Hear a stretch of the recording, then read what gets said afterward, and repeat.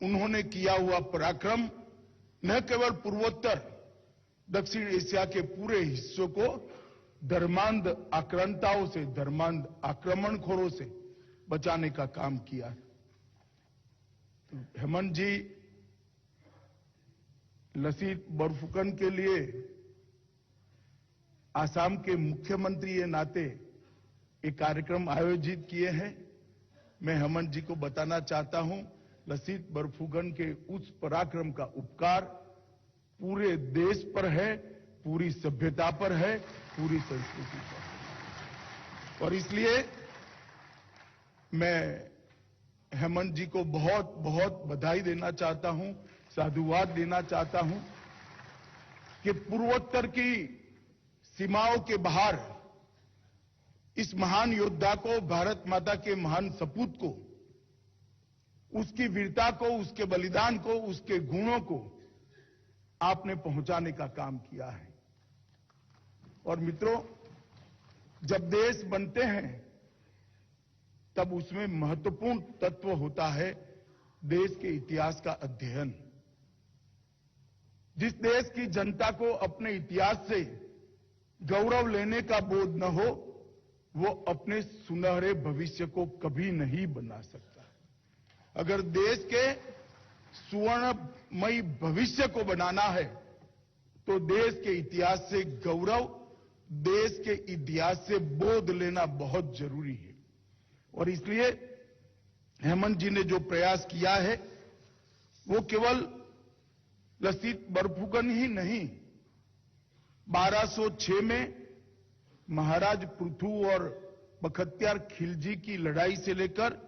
1671 तक लसीत बोरफुकन की औरंगजेब के साथ लड़ाई तक, आसाम का महाराज पृथु से लेकर और बाद में अहोम साम्राज्य के सभी बहादुर सेनानायकों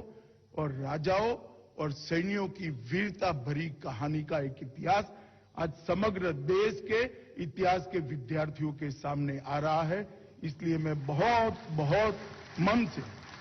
साधुवाद देना चाहता हूं। हमारे देश के सबसे कठिन समय के अंदर लसीत बोरफुकन ने देश के एक ऐसे कोने में जो वीरता बताई, न जाने विधाता की ही इच्छा होगी, उस वक्त धर्मांध औरंगजेब के खिलाफ देश के हर हिस्से में एक लड़ाई जगी थी। दक्षिण में कहीं शिवाजी महाराज स्वराज की भावना को ताकत दे रहे थे, ठेठ उत्तर में दसम गुरु गोविंद सिंह जी इसके खिलाफ लड़ रहे थे, पश्चिम में राजस्थान के अंदर वीर दुर्गादास राठौड़ लड़ रहे थे, तो पूर्व में मुगल सेना को परास्त करने के लिए उसी कालखंड में लसीत बोरफुकन भी लड़ रहे थे। इतिहास का ये संयोग, एक समय में देश के कई हिस्सों में धर्मांध मुगलों के खिलाफ जो एक साथ किसी न किसी वीर पुरुष ने, एक साथ किसी न किसी पराक्रमी योद्धा ने जो आवाज उठाई, और इसके कारण ही अंततोगत्वा मुगल साम्राज्य का पराजय हुआ, पतन हुआ और देश फिर से एक बार आजादी की ओर, स्वराज की ओर बढ़ा। मित्रों, लसीत बोरफुकन जिस प्रकार से उनका जीवन रहा, वो न केवल एक सेनापति के रूप में, एक असीम देशभक्ति के